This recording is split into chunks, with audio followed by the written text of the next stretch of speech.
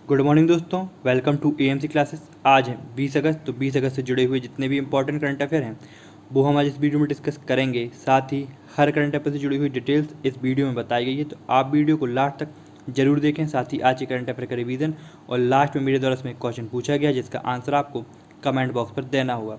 साथ ही इस वीडियो की PDF प्राप्त करने के लिए डिस्क्रिप्शन पर दी गई लिंक पर क्लिक करें। चलिए हम स्टार्ट करते हैं। सबसे पहले हम 20 अगस्त की मुख्य हाइलाइट्स क्या हैं ये जान लेते हैं। तो फर्स्ट है, हाल ही में किस देश की नौसेना का जहाज संग्राम गोवा पहुंचा है। नेक्स्ट है, किस पेमेंट बैंक ने डिजिटल बचत खाता जन बचत खाता लॉन्च किया है। नेक्स्ट है, राजीव गांधी खेल रत्न पुरस्कार 2020 के लिए कितने खिलाड़ियों के नाम की सिफारिश की गई है। नेक्स्ट है, मध्यम दूरी की RBB मिसाइल का परीक्षण किस राज्य में किया गया है। नेक्स्ट है, गंगोत्री नेशनल पार्क जिसे हाल ही में समाचारों में देखा गया था किस राज्य या केंद्र शासित प्रदेश में स्थित है। नेक्स्ट है, वीवो के IPL मुख्य प्रायोजक से हटने के बाद कौन सी कंपनी नया प्रायोजक बन गई है। तो चलिए हम स्टार्ट करते हैं। तो फर्स्ट क्वेश्चन है, हाल ही में सत्यपाल मलिक को किस राज्य का नया राज्यपाल नियुक्त किया गया है। सत्यपाल मलिक को मेघालय राज्य का नया राज्यपाल नियुक्त किया गया है, मतलब ऑप्शन बी जो है वो करेक्ट है। अब इससे जुड़ी हुई डिटेल्स क्या हैं वो देख लेते हैं हम। तो राष्ट्रपति रामनाथ कोविंद द्वारा सत्यपाल मलिक को मेघालय का नया राज्यपाल नियुक्त किया गया है। इससे पहले वे गोवा के राज्यपाल के रूप में कार्य कर रहे थे। तो याद रखिएगा, इससे पहले ये कहाँ के राज्यपाल थे, तो ये गोवा के राज्यपाल थे। साथ ही ये तथागत राय का स्थान लेंगे, मतलब मेघालय के राज्यपाल कौन थे पहले, तो वो थे तथागत राय। अब जो तथागत राय हैं इन्होंने अपना 5 साल जो पूरा किया है उसमें से उन्होंने 3 साल त्रिपुरा के राज्यपाल के रूप में कार्य किया है और 2 साल मेघालय के राज्यपाल के रूप में कार्य किया है। साथ ही जो महाराष्ट्र के राज्यपाल हैं भगत सिंह कोश्यारी, उनको गोवा के राज्यपाल का अतिरिक्त प्रभार सौंपा गया है। तो अब गोवा के जो राज्यपाल का अतिरिक्त प्रभार सौंपा गया है वो किसे सौंपा गया है, तो वो सौंपा गया है महाराष्ट्र के राज्यपाल भगत सिंह कोश्यारी को। अब चलिए सत्यपाल मलिक से जुड़ी हुई कुछ अन्य डिटेल्स हैं वो हम जान लेते हैं जो बहुत ही ज़्यादा इंपॉर्टेंट हैं। तो याद रखिएगा, वे बिहार के राज्यपाल के रूप में भी कार्य कर चुके हैं। तो ये बात बहुत ज़्यादा इंपॉर्टेंट है कि ये आपसे क्वेश्चन पूछा जा सकता है कि जो सत्यपाल मलिक हैं वो किस राज्य के राज्यपाल नहीं रहे हैं। तो आपको ये पता होना चाहिए कि किस किस राज्य के राज्यपाल रह चुके हैं सत्यपाल मलिक। तो याद रखिए, फर्स्ट है बिहार के राज्यपाल रह चुके हैं। अब और क्या डिटेल हैं, तो याद रखिएगा 2018 से अक्टूबर 2019 तक जम्मू कश्मीर के तत्कालीन राज्य के राज्यपाल के रूप में कार्य कर चुके हैं। इनके कार्यकाल के दौरान ही अगस्त 2019 में अनुच्छेद 370 को निरस्त किया गया था और जम्मू कश्मीर के विशेष दर्जा को छीना गया था। तो याद रखिएगा, जब सत्यपाल मलिक राज्यपाल थे तब जम्मू कश्मीर से अनुच्छेद 370 को निरस्त किया गया है। ये क्वेश्चन भी आपसे पूछा जा सकता है। साथ ही उन्हें अक्टूबर 2019 में गोवा के राज्यपाल के रूप में नियुक्त किया गया था। तो ये सब बातें बहुत ज़्यादा इंपॉर्टेंट है सत्यपाल मलिक से जुड़ी हुई। अब हम देख लेते हैं मेघालय के राष्ट्रीय उद्यान कौन कौन से हैं। तो बल्फक्रम राष्ट्रीय उद्यान मेघालय में स्थित है और नोकरेक राष्ट्रीय उद्यान भी मेघालय में स्थित है। मेघालय के मुख्यमंत्री हैं कॉनरॉड संगमा और राजधानी जो है वो शिलोंग है। नेक्स्ट, हाल ही में किस देश की नौसेना का जहाज संग्राम गोवा पहुंचा है, तो वो देश है बांग्लादेश। तो बांग्लादेश का जो नौसेना जहाज संग्राम है वो गोवा पहुंचा है, मतलब ऑप्शन सी जो है वो करेक्ट है। अब इससे जुड़ी हुई डिटेल्स क्या हैं वो देख लेते हैं। तो बांग्लादेशी नौसेना जहाज BNS संग्राम एक guided missile stealth corvette Goa के मोरमुआगो पोर्ट पहुंचा है। BNS संग्राम मतलब बांग्लादेशी नौसेना जहाज संग्राम लेबनान में संयुक्त राष्ट्र सदस्य के रूप में भाग लेने जा रहा है। तो जो BNS संग्राम है वो लेबनान में संयुक्त राष्ट्र सदस्य के रूप में भाग लेने जा रहा है। अब बांग्लादेश से जुड़े हुए कुछ अन्य करंट अफेयर क्या हैं वो देख लेते हैं हम। तो भारतीय रेल ने पहली बार एक विशेष मालगाड़ी देश की सीमा से पार बांग्लादेश के बेनापोल भेजी है। ये जो मालगाड़ी है ये आंध्र प्रदेश के गुंटूर और आसपास के क्षेत्रों से लाल मिर्च लेकर गई है। साथ ही बांग्लादेश में 1971 के मुक्ति संग्राम में शहीद हुए भारतीय सैनिकों की स्मृति में वहाँ एक स्मारक का निर्माण किया जाएगा। याद रखिएगा, ये बहुत ज़्यादा इंपॉर्टेंट है। साथ ही भारत द्वारा बांग्लादेश को 10 ब्रॉडगेज रेल इंजन सौंपे गए हैं। साथ ही बांग्लादेश ने 15 अगस्त को अपना राष्ट्रीय शोक दिवस मनाया है। अब हम देख लेते हैं प्रधानमंत्री कौन है, राजधानी क्या है और मुद्रा क्या है बांग्लादेश की। तो बांग्लादेश की राजधानी है ढाका, मुद्रा है बांग्लादेशी टका और प्रधानमंत्री हैं शेख हसीना। मैप में देखिए ये है बांग्लादेश ये है मैप में बांग्लादेश। नेक्स्ट, तो हाल ही में ओकले ने अपना ब्रांड एम्बेसडर किसे बनाया है? तो ओकले ने अपना ब्रांड एम्बेसडर रोहित शर्मा को बनाया है। मतलब ऑप्शन बी जो है वो करेक्ट है। अब ओकले जो है वो आईवीआर कंपनी है, साथ ही इससे जुड़ी हुई और भी कुछ डिटेल्स हैं तो वो हम जान लेते हैं क्या है। तो स्पोर्ट्स आईवीआर ब्रांड ओकले ने भारतीय क्रिकेटर रोहित शर्मा को भारत में 2 साल के लिए अपना ब्रांड एम्बेसडर बनाया है। इस साझेदारी के तहत रोहित शर्मा विशेष रूप से स्पोर्ट्स लेंस के लिए तैयार किए गए पेंडेंट फ्रेज तकनीक से लेंस ओकले आईवीआर पहने होंगे। इस साझेदारी में रोहित शर्मा पिच पर और पिच से दूर ब्रांड के प्रदर्शन पर नज़र रखेंगे। तो याद रखिएगा जो ओकले जो कंपनी है ये एक आईवीआर ब्रांड है।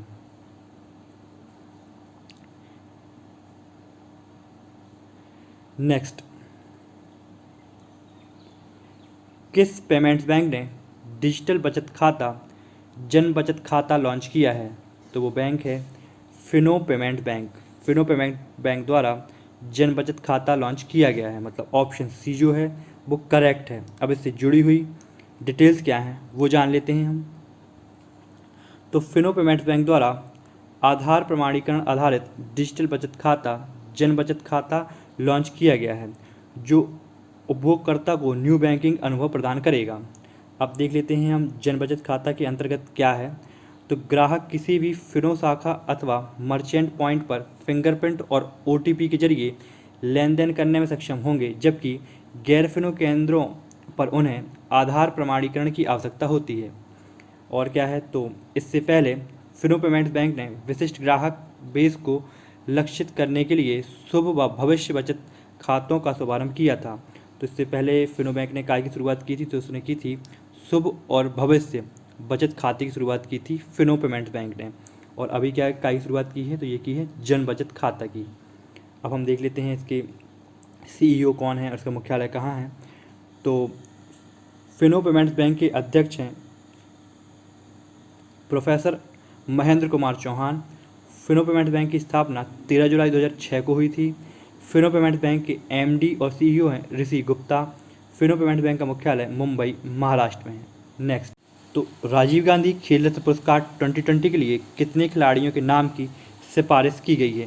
तो की गई 4 खिलाड़ियों के नाम की सिफारिश की गई है राजीव गांधी खेल रत्न पुरस्कार 2020 के लिए।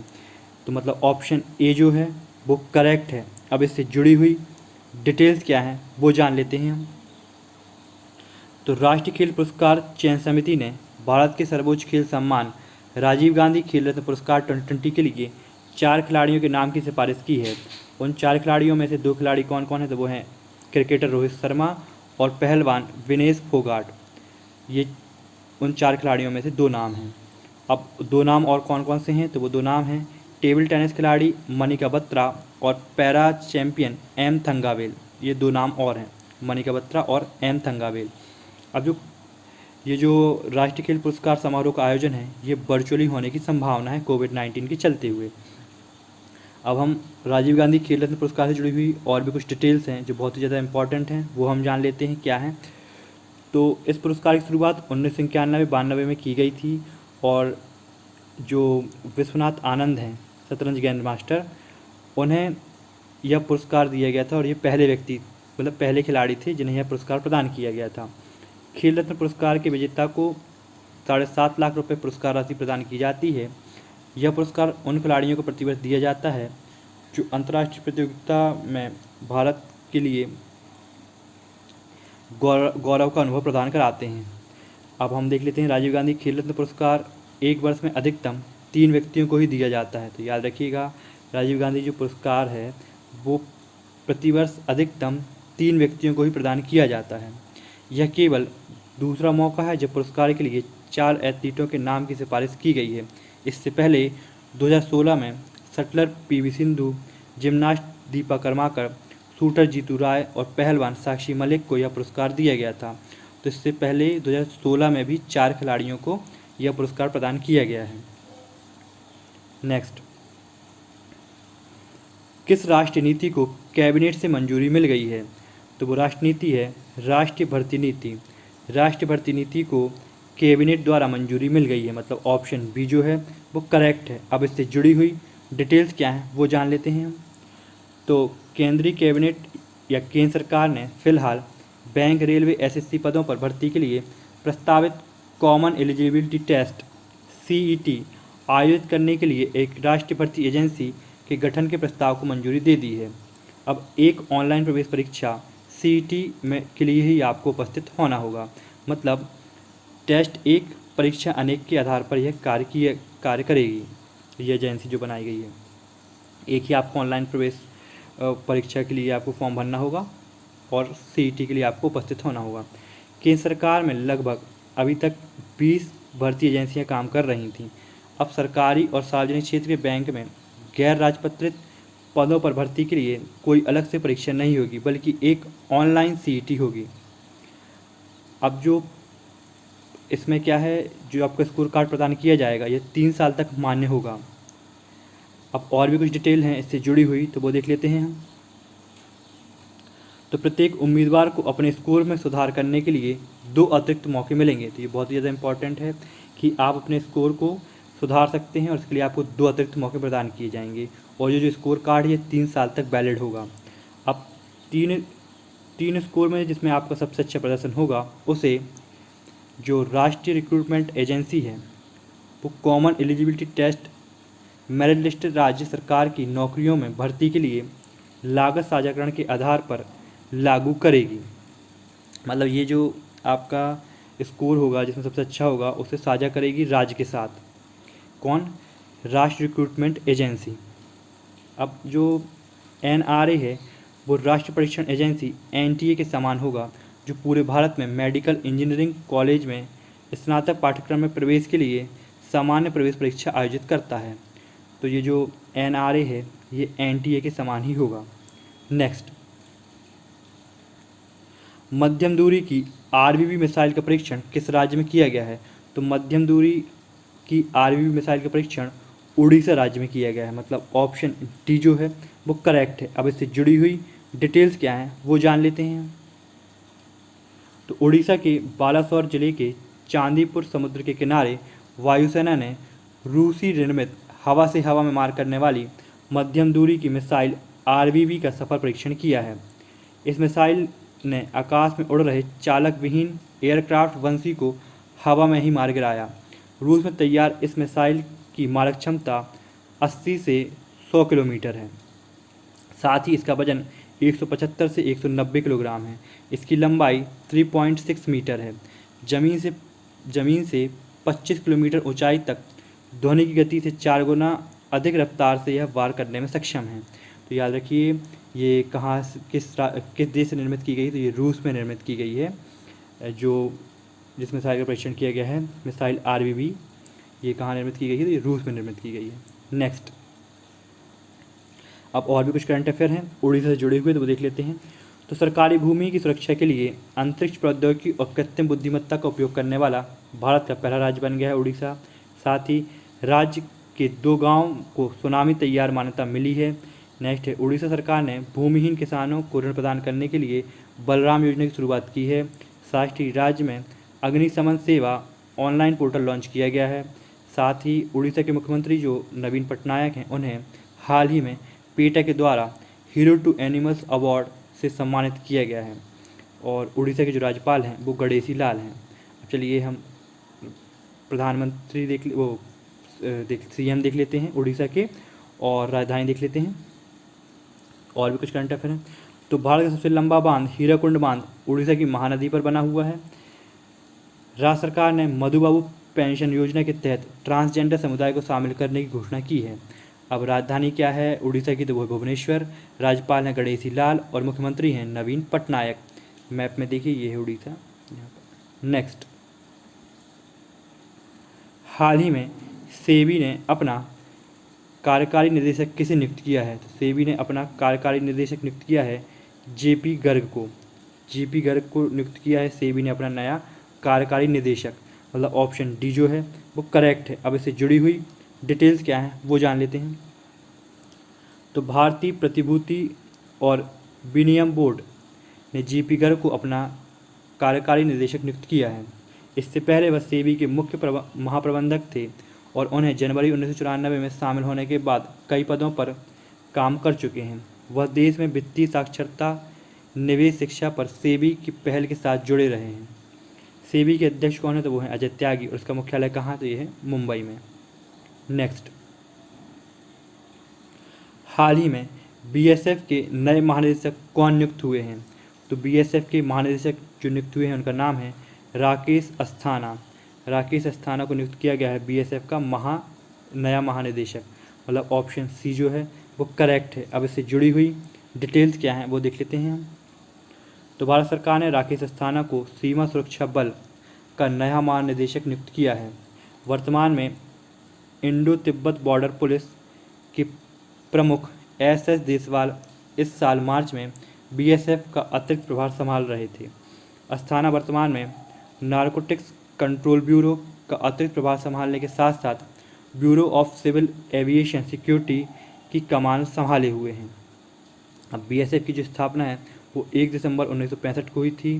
बीएसएफ का मुख्यालय नई दिल्ली में है। नेक्स्ट, गंगोत्री नेशनल पार्क, जिसे हाल ही में समाचारों में देखा गया था, किस राज्य या केंद्र शासित प्रदेश में स्थित है? तो यह है उत्तराखंड में स्थित। उत्तराखंड में स्थित है गंगोत्री नेशनल पार्क। मतलब ऑप्शन बी जो है वो करेक्ट है। अब इससे जुड़ी हुई डिटेल्स क्या हैं वो देख लेते हैं। तो 70 साल पहले विलुप्त मानी जाने वाली उड़ने वाली गिलहरी को उत्तराखंड के गंगोत्री नेशनल पार्क में देखा गया है। वन अनुसंधान संस्थान के अनुसार उड़ने वाली गिलहरी को IUCN रेड लिस्ट में जोड़ा गया था। इसे राष्ट्रीय उद्यान में किए गए सर्वेक्षण के दौरान देखा गया था। अब उत्तराखंड के मुख्यमंत्री कौन है? तो वो हैं त्रिवेंद्र सिंह रावत। राज्यपाल हैं बेबी रानी मौर्य और राजधानी है उत्तराखंड की देहरादून और गैरसैंण। तो जो देहरादून है वो शीतकालीन राजधानी है और जो गैरसैंण है वो ग्रीष्मकालीन राजधानी है उत्तराखंड की। नेक्स्ट, वीवो के IPL मुख्य प्रायोजक से हटने के बाद कौन सी कंपनी नया प्रायोजक बन गई है? तो उस कंपनी का नाम है ड्रीम 11। ड्रीम 11 जो है वो अब IPL का क्या करेगी? स्पॉन्सर करेगी। मतलब ऑप्शन डी जो है वो करेक्ट है। अब इससे जुड़ी हुई डिटेल्स क्या हैं वो जान लेते हैं हम। तो dream 11 wins title sponsorship rights of IPL 2020। अब इसके बारे में हम जानते हैं। तो फैंटेसी गेमिंग स्टार्टअप ड्रीम 11 द्वारा Indian premium league IPL 2020 season के टाइटल स्पॉन्सरशिप राइट हासिल किए गए हैं। गेमिंग स्टार्टअप ने 222 करोड़ रुपए के टाइटल स्पॉन्सरशिप राइट हासिल किए हैं। ड्रीम 11 के जो संस्थापक हैं वो हर्ष जैन और भावेश सेठ हैं। भारतीय क्रिकेट कंट्रोल बोर्ड के मुख्य कार्यकारी अधिकारी हैं हेमांग अमीन और भारतीय क्रिकेट कंट्रोल बोर्ड के अध्यक्ष हैं सौरव गांगुली। नेक्स्ट, अब चलिए हम आज के करंट अफेयर का क्विक रिवीजन कर लेते हैं। तो हाल ही में सत्यपाल मलिक को किस राज्य का नया राज्यपाल नियुक्त किया गया है? तो वो है मेघालय। नेक्स्ट है, हाल ही में किस देश की नौसेना का जहाज संग्राम गोवा पहुंचा है? तो वो है बांग्लादेश का जहाज है संग्राम जो गोवा पहुंचा है। नेक्स्ट, हाल ही में ओखले ने अपना ब्रांड एम्बेसडर किसे बनाया? तो ये बनाया है रोहित शर्मा को। नेक्स्ट है, किस पेमेंट बैंक ने डिजिटल बचत खाता जन बचत खाता लॉन्च किया है? तो ये किया है फिनो पेमेंट बैंक ने। नेक्स्ट, राजीव गांधी खेल रत्न पुरस्कार 2020 के लिए कितने खिलाड़ियों के नाम की सिफारिश की गई है? तो की गई 4 खिलाड़ियों के नाम की सिफारिश। नेक्स्ट है, किस राष्ट्र नीति को कैबिनेट से मंजूरी मिल गई है? तो वो राष्ट्र नीति है राष्ट्रीय भर्ती नीति।